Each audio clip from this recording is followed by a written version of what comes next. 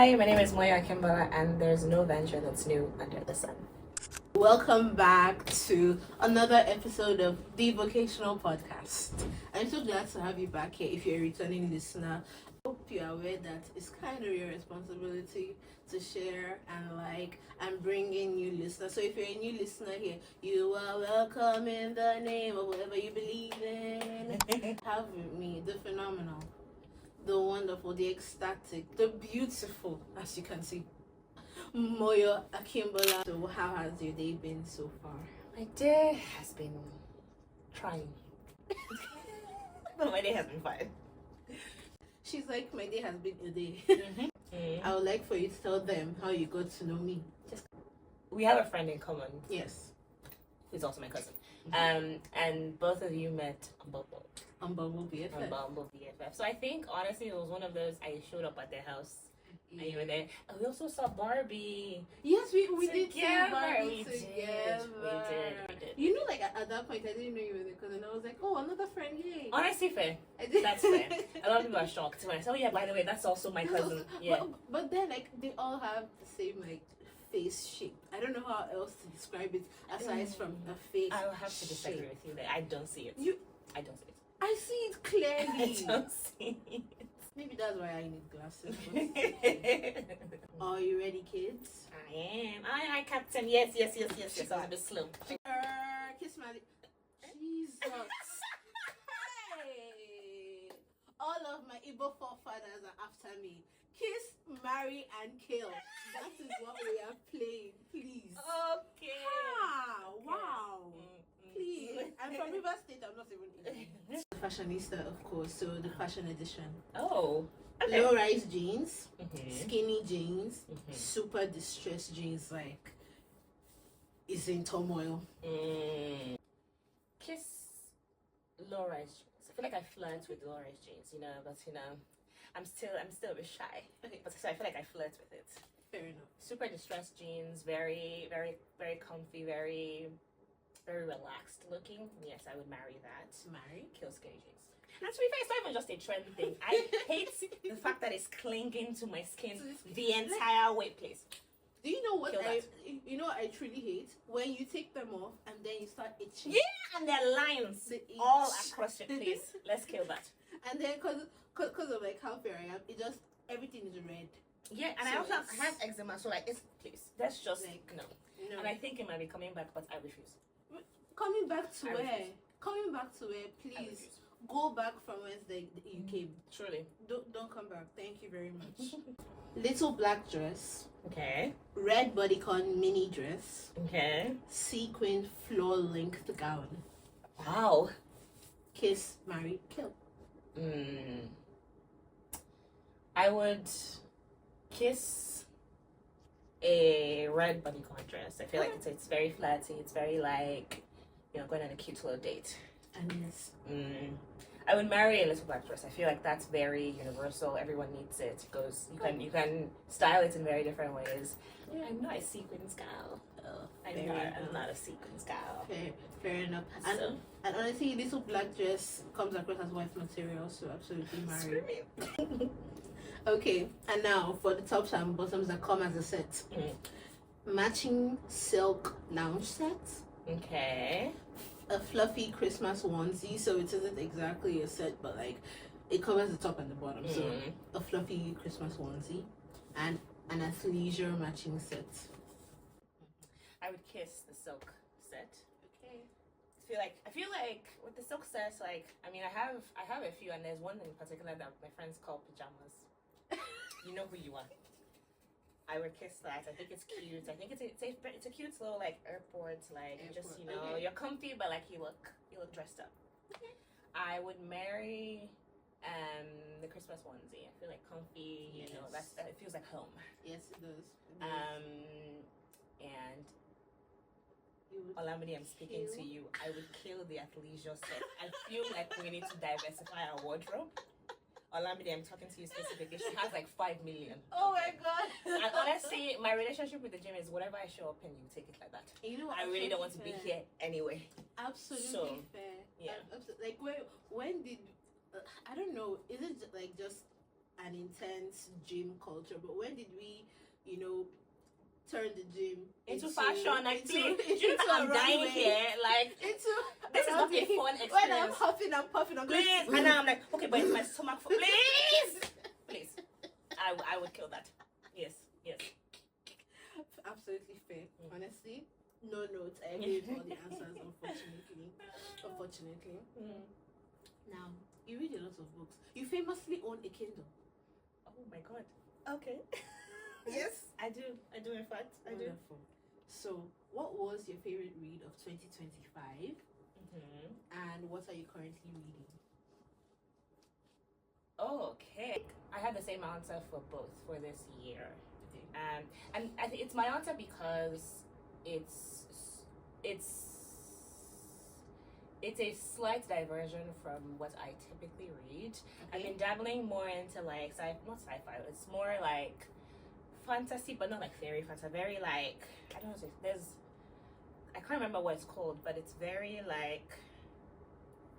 Is it like action and it's like fantasy? Action and fantasy, very like alternate universe, but like when like it's fantasy but it's like scientific because they are really, and it's also very political. Okay. It's the He Who Fights with Monsters series. There's like 12 books. By who? By Shirtaloon. Travis something, but he has like an alternate a name, a book name. Oh, fancy. Shirtaloon. I really like it. It's very long. I didn't know that there were 12 books. So I think I'm stuck here for 12 books is many. I'm on book 5. Okay. You're not even halfway through. And I just found this out like this week. So, and the problem is once I start, I have to finish it. Same. I thought it was like a cheeky 3 books. No. This time's for that. But I like it just because it's different from what I typically read. It's like, it's very well thought out. Like it's like the world building is very. The world building is really like Tolkien level world building. You think? Like what level? Tolkien. What? Sorry. So Tolkien, he wrote, I believe, like The Hobbit. Oh, I would say so. Yeah. I would say so. Yes. I would say so. Nice. And what are you currently reading now? The same book? Yeah. I'm on book 5 of the series. And it's your favorite for this year? For this year, just because it's the least. It was the most unexpected find, I think, for the year. That's fun. So, what do you then usually read? I typically read. I mean, I refuse to be ashamed of this. I mean, a romance scale. I typically read romance. I really love sci-fi as well.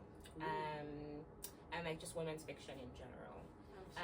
I've been dabbling into fantasy a lot over the last year. And this one, honestly, it was on sale. It was actually free on Amazon Prime Day. Ooh. And I was like, okay, and now here I am. I might as well. So they grabbed you. They did. Now I've spent so much money, so yeah. They grabbed you. Okay. Would you rather work at a fast-paced, ultra-modern, they just got their first seed funding startup, or a slow-paced, still using a fax machine, multiple office company? Like there's something of a conglomerate right now, but they're still kind of in the old days. So the same pay, the same benefits. I've worked in both, and I think it depends on the era of my life. Okay. I think if you asked me 2 years ago, I would have said, please, I just want to be a number. Please, I want to be as invisible as possible. I don't want to feel like I'm holding the fate of the company in my hands. I just want to show up, do my job, and get a paycheck. Please. And especially because I have worked in a very small, we are family type company, and honestly, worst company I've ever worked at. So I'm very wary of startups, but I currently work in like a company that's just graduating from being the startup level. So I would say that they're closer to mid, but it's still like ultra modern, like like there's a 3-person team, like it's still smallish, and it's the most growth I've experienced in my career. So I think I would be very picky, but in the current era of my life, I would choose the ultra modern, smaller, fast paced, but not too much. Please, I'm just a girl. We love just a girl Mhm. who knows like what era she's in and is sticking to it. And like you seem like you have clarity on that. I think I do. And honestly, I also foresee it changing. I think I currently have the energy for that. I think at some point I'd be like, okay, so let's just get back to my being just a number, everyday. please. I just want to come to work. But right now, I'm enjoying the growth that I'm experiencing. So. Lovely. More on that later on in the episode, of course. Another Kiss, Marry, Kill. Are you ready? Yes. Wonderful. Eren Yeager from Attack on Titan. Oh my god! Jojo Satoru from Jujutsu Kaisen. Okay. Kakashi Hatake from Naruto. Kiss, Okay, so there's an Marry, obvious kill. And honestly, I'm not gonna lie to you, I'm going to piss off the anime girls, but which is fine.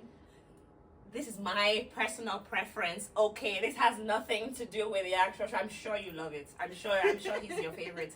Okay, so come here, relax. I'm gonna start from kill just because, Yes, and it's not even nothing against him. It's just I don't know. I like him the least. I'm sorry. fair. Wait, Don't be sorry. You can like anybody. actually, wait. Eren Yeager? Yeah, Eren Yeager. Why Eren? A hard choice. Fine. Wait. A difficult choice. Wait. Actually, I might change my mind now.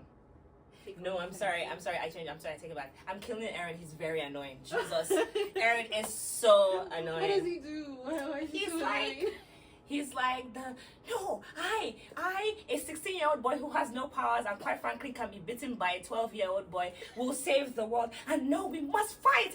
Even though people are dying around me and I have main character privilege, so I never die. But no, he's so shouty and very irritating. I mean, I know in the last season he grows up, but like he spends a lot of time being annoying, so I would kill him. Fair enough. I'm gonna save the best for last. Yes, I guess kiss Goju, like he's cute. He's a bit Okay. demonic, so like just a little fling. okay, fair enough. I would marry Marry. Kakashi. My man. Attacker. I will marry them and I love him so much. I Why do love you love him? Kakashi.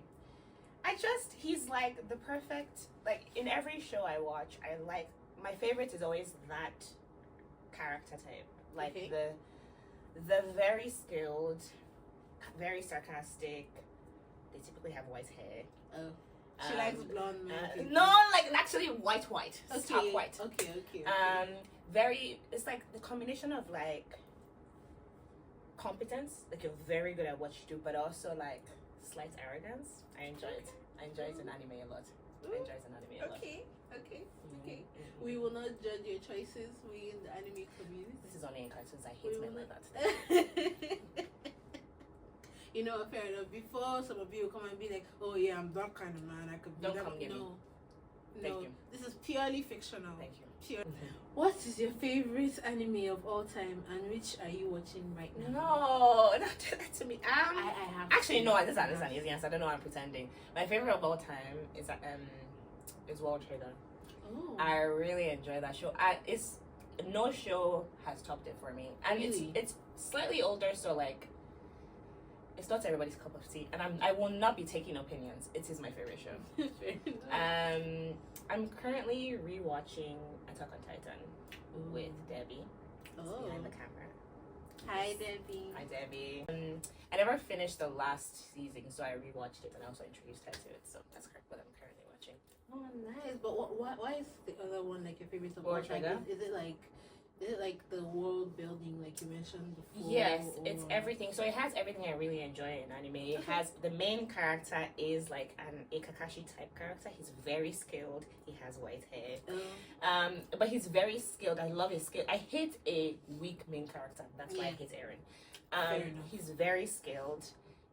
I really enjoy the storytelling, the world building specifically. I love a training arc. I love we're learning and we're getting better and a team based training arc where we're figuring out how we fight together. I enjoy that so much. I also I love the pacing. I think it's very intelligent story writing, but I think it's also it's very detail oriented as well. Like Okay. the fight scenes, like they go deep into analyzing like why this worked and why they why won, did it. Okay. and they didn't just win because like the main characters. I really love it. I love it. Nice. I love it. You sound like someone who's really going to enjoy like just that thing in Game of Thrones where like nobody is immune. Like I anybody never and watched it. everybody can Maybe I should die. watch it. I never watched it, but I think you may enjoy it. I think I actually. might. I think I might. Now to the meat and bones of this episode, of course. Now that we're all warm and fuzzy and ready to go, don't be. Tell us in your own words about your current role. The current role. Yes. So I am an engineering project manager. It's my current role, but quite frankly, it's the role I've had for most of my professional career. Oh, nice. I've had it in very, very vastly different industries. Oh. So what I do currently, it looks very different from just industry-wise what I did even last year. Yeah. But that's what I am. I thought I've been a project manager really since I graduated. So. Really? Take us through like what's a typical Monday used to be like for you, like at the office, compared to what it is right now. So, for instance, you get to work 7 a.m. and then like I don't know, you have maybe 1,000 meetings at once, and then maybe a coffee break, a break to look outside the window and remember there is life outside, and then coming back inside and continue. So, please take us through that. Sure. So they were both like, I mean, they're both project management roles. So like really being a project manager is like being in meetings, telling people to do their job. Yeah. Like, are we on track? Are we behind? Like, what can we do Where's the to make sure budget that going? exactly, we don't have money, are we meeting our KPIs, one thing, two things. So like that is still pretty much the same. Industry wise though, it's very, very, very different. I have a very traditional engineering background, so I'm a chemical engineer by, I guess, degree. I don't like to talk about it. So I've worked in a few industries. I worked in automotive, I worked in manufacturing. So I mean that was like the stuffy like fax machine. They've been here for 100 years. Oh. So like the processes are very well established. You're not really reinventing the wheel. You're just continuing what has been done forever. So that comes with a lot. The structure sets a great foundation for like figuring out what the industry standard is. It's the industry standard for a reason. It works. And just learning best practice. So that was, I would say, my previous role, I guess, was that I was an engineering consultant. So I was consulting for like pharmaceutical companies. So, and it was a bigger company. One of, I guess, my major clients, it was a very big company. So like you are a cog in the machine. Like they have a process, like everything. They have a very specific process, and you're just doing that for whatever project you're working on. Repeating it basically. Yeah, and it's very challenging in that, I mean, there's a lot of money involved, like it's a very big project, lots of people, but like it's well established. Like you're not really, I mean, as long as you do your job, you probably won't fail. Okay. Versus my current role, like I mentioned, I work for like a startup adjacent company. Like they're not quite a startup anymore. Yeah. But they're still smaller. My team, I was hired specifically to start a new team. So I was like the only employee for a while. Now we're hiring, so like we have a few more. But it's very like, yeah, you can do whatever you want. Like it's very like whatever you think is best. And I'm just like, okay, but what should we do? Like I understand that you trust me, I do, but like what we do? Tell me what to do. Like what do you mean? Yeah, what do you think? So it's very like, what do you think? Like it's very like self-directed, and it was and still is daunting, to be honest. But I think having like 5 years working in like larger companies helped me establish a baseline for like what is industries, what is the industry standard, or like what is best practice. So like I'm not just I'm basing it on like some level of experience, but you really can do whatever you want. Like you really, and that's wonderful. And but the thing is, if it fails, it's like, okay, but girl, you said we should do this. It's not all on you. Yeah. So like that's what I'm understanding to be like the major difference between having an established structure versus you coming to set up this. Yeah, that's literally my job. So like, I wonder like, what are the stress levels differences between those? Because just within engineering alone, in fact, engineering consulting alone, outside of project management, I hear the stress levels are high, something of insanity. Yes. So if you could rate your stress levels at the previous job on a scale of 1 to 5 and rate this current one on a scale of 1 to 5, what would they be? So the last one was a 5. Okay. I wish I could mention that company because God will punish that company. The last one was a 5. Wow. The last one was a 5. I don't. Consulting is not for the weak. And to be fair, consulting is not for the weak. But I think that company specifically, I can't believe they're still running. I don't know what they're doing in that establishment, but it's wow. You know, we're going to go back to that, but rate this company first. This company, it depends on the week. But I would say on average 3. And it's only 3 because it could be 5. But I think culture plays a big part. I think they have a good enough culture that like it mitigates a lot of the stress that you will naturally carry because of the nature of the role. But I think I have a great manager. This is my favorite, like the best manager I've had by far. Wow. So I think that he set the tone. So, and I naturally carry a lot of stress, like especially coming from my previous role.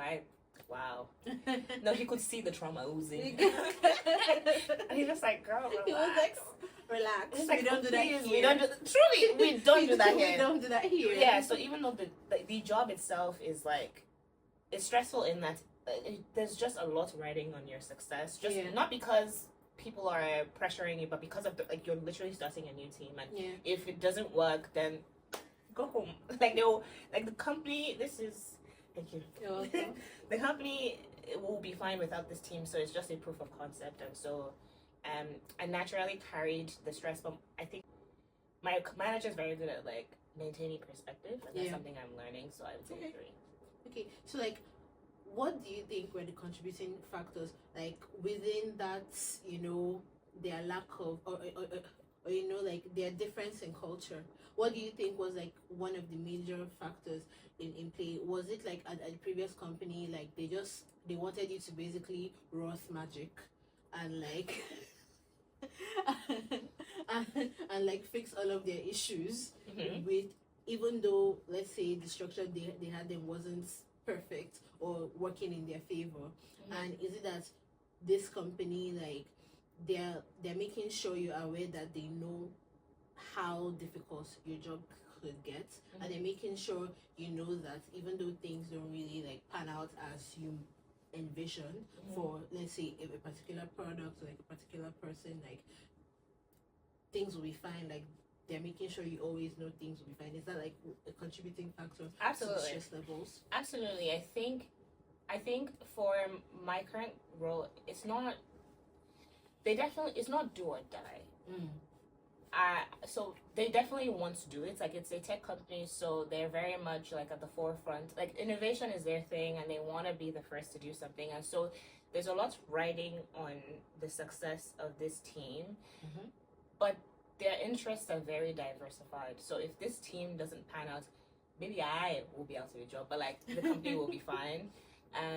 So I don't know. Like there's just we do our best, and like failing is more inherent to the role. Like it's like it's a tech company, so like you kind of fail upwards. Like you try something, you try something because you kind of start like with like, in my experience anyway, you just sort of get something in the market and like you learn as you go, and the point is that there will be mistakes, and there will be like the point is to refine as you go. There's no expectation of perfection. There's just the expectation is to just not like sit on something forever because you're trying to get to be perfect. That's actually the opposite of what like their approach, I guess, to project management. Which is very different from like traditional engineering. I'm very shocked at that, because like even with your engineering background, like you kind of get used to having like very analytical thinking, very like cutthroat to the point thinking, where you know if the value is not correct, everything goes bust. Yes, like, I'm used to like one thing, prolonged like research and like just like prep before you execute because it has to be good. So like Correct, making sure like before you start, like you have crossed all your T's, you dotted all your I's, like you're ready. This one they're like, okay, girl, start, and I'm like, I have not done ma'am, research. we just started. I actually don't know what's going on here. So what do you mean? What do you mean you so like? And also like it's very tied to like the sales team. So they'll sell something. They're like, oh yeah, so we're doing this, and I'm like, girl, do you know I'm just one person. So for example, we're supposed to be scaling currently, but we're scaling as we are executing.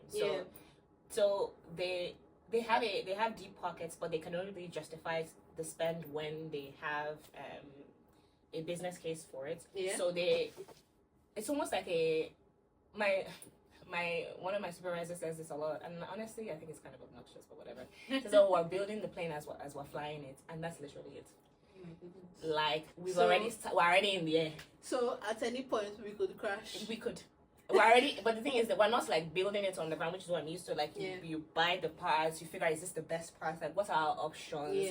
Could we let's test it. Let's do like create models to like test the different options, and then deliver it for a few months, and then finally we're in the execution phase, and now we can actually build it. And then we like, no, this one, like, okay, so now build it.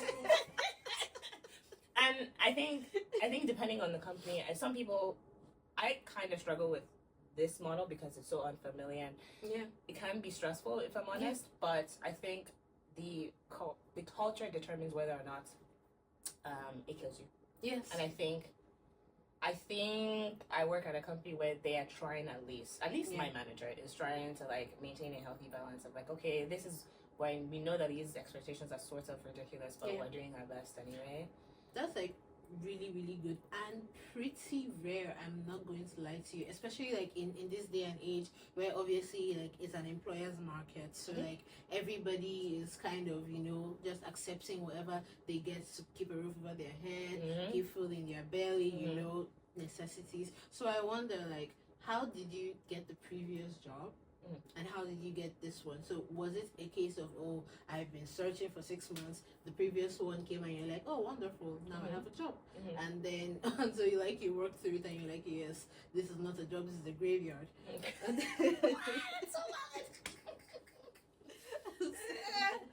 tell us. That's a great question. So it was sort of like that. So in my previous role, I was working in a company that I really wanted to leave. So I was applying. I applied for a long time, which was weird because, so I started applying for my previous role when the job market really started getting as bad as it is now. Like, really? It was rough. Like because 2 years prior, I was interviewing like every week. Like I had too many interviews. I was just like, girl, everybody wants me, you know. And then 2 years later, I'm like, hello. Hi, and like so I had been applying for a very, very, very, very long time. How long is a long time? 6 months? I think I started applying. I started like writing my resume in January, and then I think I started applying in February, and I started that job in October. Oh. I technically got the job like end of August, but then I took a month off. But yeah, it took like 8 months. Wow. It was a rough job market, and so I got that job. So I had a few options for like what I wanted to do next. I knew at the time before I got that job, I was working in manufacturing, and I had known for a while that it wasn't. I didn't want to retire in such an industry. Like love them. It was a great baseline, but nah, I knew it wasn't my thing. I knew that I had a few options, and one of the options was, I guess, kind of close to what I currently do. And my plan B was consulting. And since plan A was not panning out at the time, so I was like, okay, I know someone who works in consulting, and like, hey, can you get me an interview? And so I got an interview, and I got the job. It took a while, but I got the job. So that was that process. It was consulting. I don't know. In some ways, it was very useful. I'm glad I worked that job, but at least for the people skills. For the people skills, but even for the technical skills, like consulting can be very technical. I think you're basically paying people to like execute. So like you're basically paid to be an expert, kind of. the reason I didn't like that company though was because we're being paid to be experts, but we're very much not experts. Like, we are not set up to be experts. They just sort of like throw you in it, and it's very like, I was basically part of the client team, and so it's like, girl, I don't know much, but like, you're being told that I do. So what do we do here? And also, and so if it and because they don't prep you enough or like support you enough in each, like with each client, if it doesn't go well, they will blame you. Yeah. So it's not even one of those, yeah, we accept responsibility. No, Moyo. It's you. Moyo, and all of a sudden you have have a coaching form and all. Yeah, like it was. Yeah, like they will say, hey, like they will submit a proposal for something, and again, whoever they assign to it is based on who's available. Yeah. So if you're not the one that is actually that has the experience to do it, girl, you're there. So now like the client is looking at me like, you're the expert. I'm like, girl, I know less than you. Oh my god. So I don't know. And then if something happens, and you should have like a project manager or someone that you're working with within your company that should be like your technical supervisor. Mm-hmm. The one I had, terrible guy. He, quite frankly, I think he's a fraudster. You know what? I think so. I think he's one of those men that he's very good at like posturing like he knows, but he doesn't fully know what he's talking about. Like a smooth talker. He's so great at people, like talking to people and like getting them to like be like feel comfortable with like his level of expertise.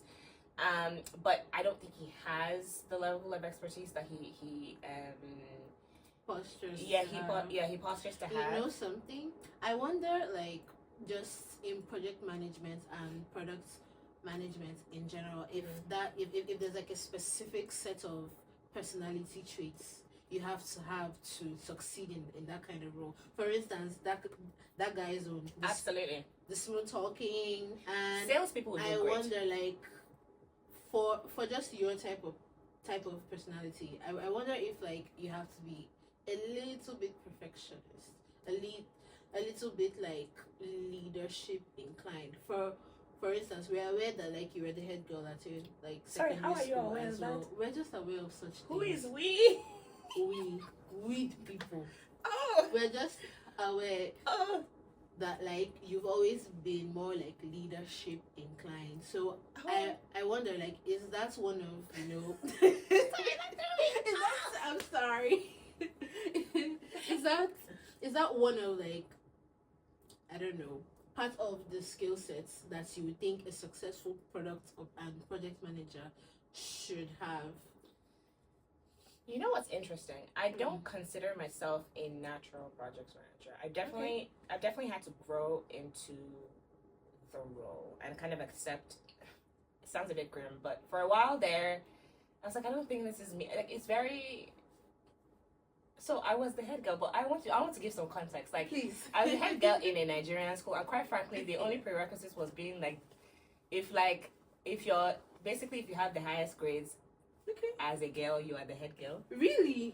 In my school, at least. Like, it wasn't like, oh, the leader. It was like, okay, first position, second position. Who's the first girl? Moyo. Okay, so she's the head girl. And she's well behaved, so she's a bit of a pushover. So, like, the teachers will like her. Yeah. I don't know that I was really leading anybody in that school. Debbie is my witness. So, I don't know that I was leading, if I'm honest. I don't know that I was leading anyone in that school. But I mean, maybe it was heralding, like, your future job. Who knows? Maybe. Honestly, maybe it was foreshadowing. I don't know. But I know that, like, especially because I started this career, like, as a newcomer into this country. So I had to, like, I'm naturally mildly uncomfortable at work. That's just sort of the baseline. I also don't love talking to people. Like, I don't think public speaking is my strong suit. I love talking to people. I also don't love begging people to do their jobs. I really dislike that.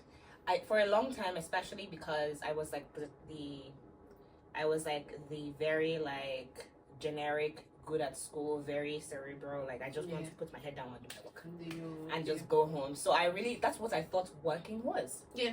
I thought having a job was like kind of like having assignments for the rest of your life. Same. I thought like you just go, you do your job, and then you go out. But no, in fact, people require you to socialize with Yeah, them. it's half of the job is being social, or at least like posturing like you are. Yeah. And so for a long time I was like, I just need to find the job that will basically feel like school. Like it will feel like I just have assignments. I put on my headphones, I do my job, I go home, and there's literally no job like that. There's some jobs that are a bit more technical, but you still have to play the politics. You have to play the game a little. And like at the very least, even if you're super technical, you would have to explain that to your less technical clients and colleagues. Yeah, So, exactly. And you kind of have to be the salesperson for you. Like you have to like kind of like advertise your like the work you're doing so people know that you're working. So it's a very like, I think beyond like entry level, you kind of have to be some variation of this. So I think you absolutely do. Yeah. So like I wonder, is that what helps you in your day to day, like making I don't know, that slight dissociativeness between the Moyo that is me and the Moyo that is at work? Yes. I think also because I started in like project engineering, so still honestly project management for most of my career. I think when you start as a project manager, it's kind of expected that you are that. So I think I'm accepting that very early on meant that I could cultivate like this, like my work persona from scratch. I think it's a lot harder when like you start off in a more like specialized, very technical role, and then you move up a little and you're like, girl, what do you mean I have to be in meetings for half the day, and I have to I have to talk to people, and I have to sell what we're doing, like sell the importance of my team to like upper management, and I have to I think it would be a bit jarring if you didn't start out that way in your career, because I think a lot of like, especially because I have an engineering background, so I know what those roles can be like when you're just like head down. It's like, girl, what do you mean? So I think because I kind of started doing that from jump, I went through like I had a few years of like negotiating, like do I want to be doing this? Like do I feel like, I think I felt like my job had to be a reflection of my personality. Like I felt like it said something about me. Oh, I see. And I don't think I believe that anymore. I think some people have that. I think that's why some people are entrepreneurs, and I'm not in that. Sorry. No, never. Kudos to you people. That's not my bag. And I think we're not seeing a co-founder Moyo at any point. No. I want to work for the man. No CEO Moyo. No. So I think once I let go of the need for my job to be a reflection of my like personality, and I think I also just got better at my job as a result. I think especially because if your job feels like an extension of you, it's very difficult to maintain a work-life balance. Yes. I understand that people chase passion. I also don't think capitalism is designed for us to be passionate about our jobs. I think even if it starts out that way, you will very quickly lose it when you need to pay the bills. Yes. It's just the truth. Like if anything, I never want to monetize my hobbies, because when a capitalist society kicks in, you very quickly lose, at least in my experience anyway, lose the passion for it. Yeah. So for me, I want work to be work. I want to go to work and come home and have a life. I want to be able to come home and like have friends and have my people, and also have the things that I enjoy. It's giving severance. Yes. Even like within the capitalist, society that we've been forced to live in, keyword forced, there are people who, they want to be the man.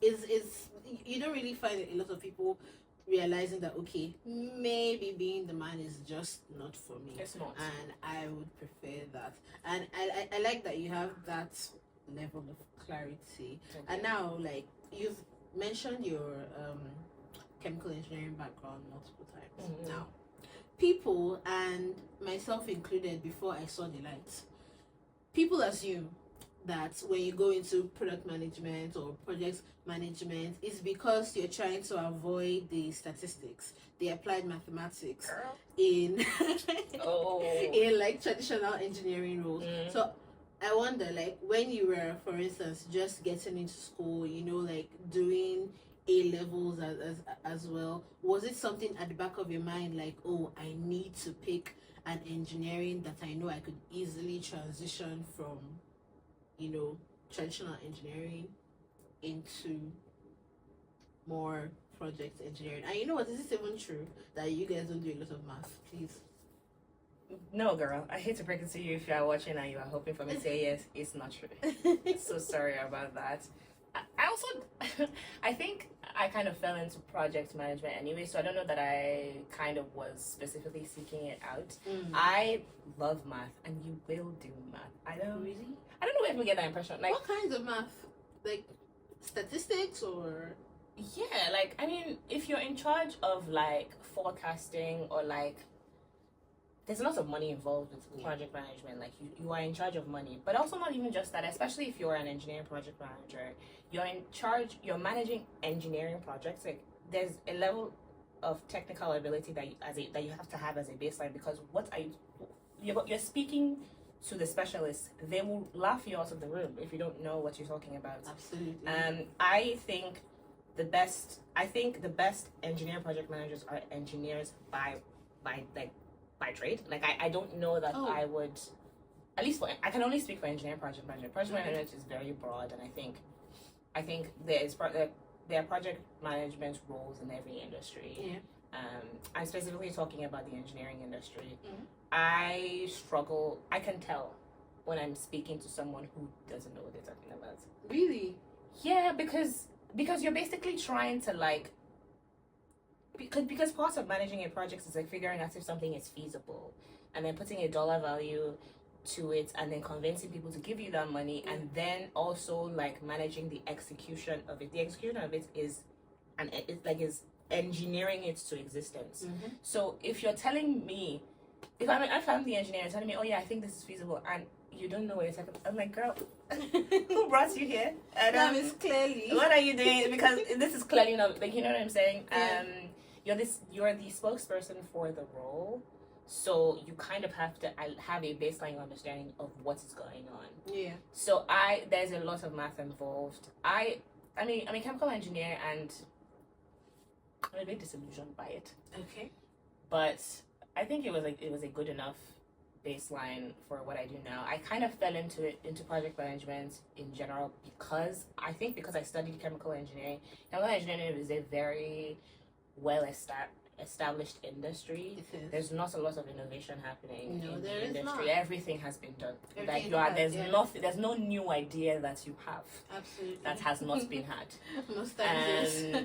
I think you're just sort of improving on what already exists. So a lot of people by default just sort of manage existing processes. Yeah, actually, funny you should mention that, because like the bulk of, for instance, the project managers, the health and safety officials that I have come across all have like a chemical engineering background. Yeah, because chemical engineering, and it's kind of different from like a civil engineering in that even though they're both very like well established industries, I think it's a matter of scale. So like with civil, there's a natural like end of the life cycle. Like you're building something and then it builds and then okay, buy next thing. So even though I guess the process and like the techniques are well established and you're not really reinventing the wheel there, there's still I guess innovation in terms of like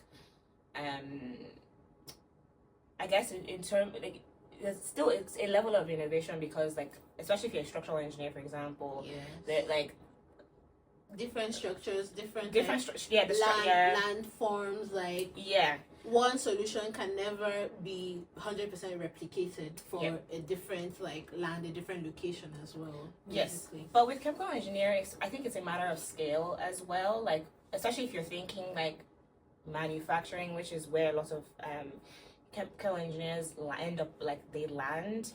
you build the thing, but then it runs for years, for like decades. Absolutely. So, and someone has to manage like the running, and like, okay, when things break down, you sort of you have to improve it, and like there's some innovation in that.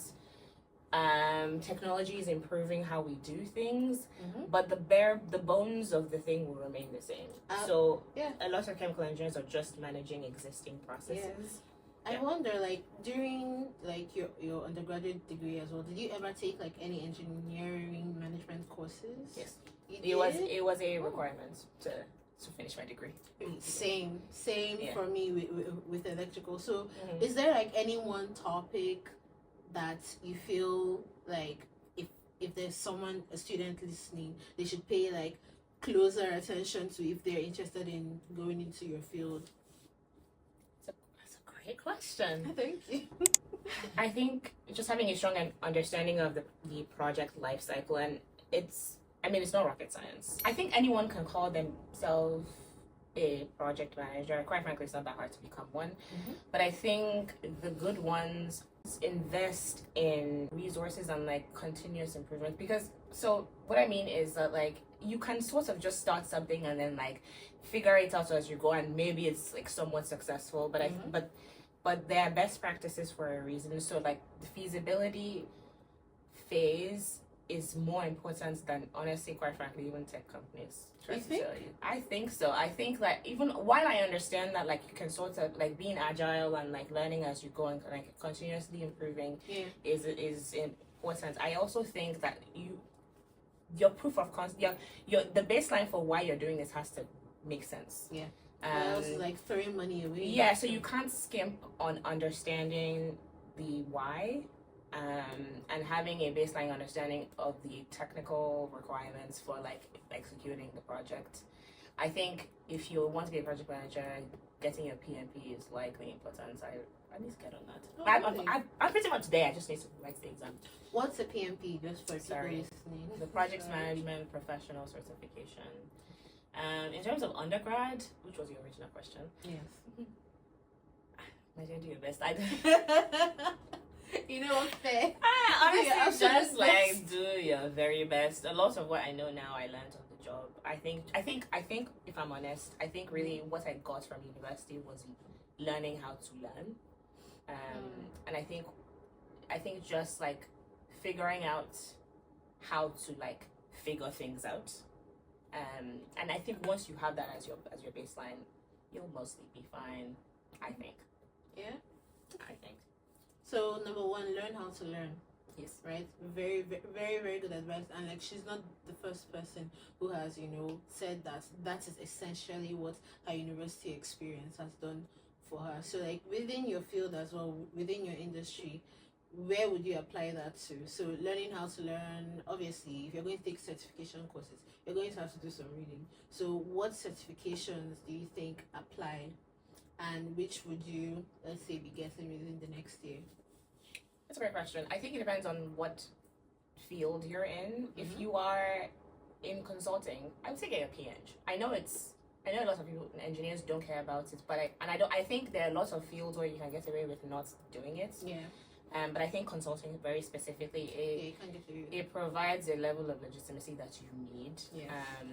So getting your PhD, that's one certification I think you should get. I think if you're a more generalized project management, your PMP, or if you're not a project manager at all and you want to become one, I think having a PMP legitimizes you. I think just having that on your resume helps. It really does. Especially if you don't have an extensive project management background. If you don't have enough experience to get your PMP, because it does require a level of, and to be fair, you can spin a lot of different roles. A lot of different roles have elements of project management in them, and a lot of them are relevant, and they would count. Yeah. With getting your PMP. But if you feel that you don't have enough experience, your CAPM. I don't know the full What's that? CAPM? Yeah, it's like a step below getting your PMP. It's really for people who don't have a lot of experience. Okay. So starting there, will get your foot in the door to get you the experience to then get your PMP. They also like side quests. Like if you want a more tech leaning role, like becoming a scrum master. I've heard that. What is a scrum master, please? My dear, I only know a little. But Is it not just like, to me, when I first heard it, I was like, oh, okay, so fancy, techified name for project manager. Yes. Yes. But it's not even like strictly a project, but it's like a project manager / like guidance counselor. It's not really my bag because it's a lot of like guidance counselor. Yeah, because it's a lot of like, what do you need to succeed? And it's like, girl, do your job. For me, it's like just do your job. So not really for me. But yeah, it's mostly for like engineering teams in tech for like making sure there's a level of cohesion like with the team. Okay. And so making sure that everyone like is on block and has like what they need to like execute. So you could look into being a scrum master, if that's your thing. Yeah. And there's certifications for that. Thank you so much. And as we drop the episode to close, there's a big monster that has been introduced in the past few years. I call it a monster because personally, I think society can do without. But he's called AI. Right. So, right. Mr. AI has been said to possibly affect mostly tech jobs in the foreseeable future. How do you envision your industry adjusting to AI? And what do you think that will mean for people, career switchers, undergraduates, just young people considering the field and the industry as well? What would you think it will mean for them trying to break into the industry, staying in the industry, and possibly leaving? You know what I really enjoy? The fact that I'm being asked this question. Because I'm such a newcomer to the industry that I find it so funny to be asked. I feel like newcomers are the best people to ask, honestly, because you guys see it for exactly what it is. Like the older like generation, let's say that have been in an industry for like 20 years, they're just like, yeah, you know, do it this way and it should be fine because you know they're established. Yeah, like they have nothing to worry about. At the very least, if they lose their jobs, they have pensions. Yes, at the very least. Yes, but we have more to lose than they do. So you know what I think? Project managers will largely be fine. Yeah, I think so. I think AI is a threat to a lot of technical roles. I think, and I've heard, and like in just speaking with people in the industry, I know a lot of like engineering roles are evolving in the AI era. I think a resume from 5 years ago that would have gotten someone a very, very high paying job would be just sort of par for the course now. Like everybody is in it, but also like, I mean, half of this can be at the very least facilitated with AI. So like, what else do you have to offer? I think, and I also think just like evolving to like engineer more AI centric projects because that's a very specific skill set as well. So I think there's a lot of impact to like the actual more technical leaning engineering roles. I think project management would be fine.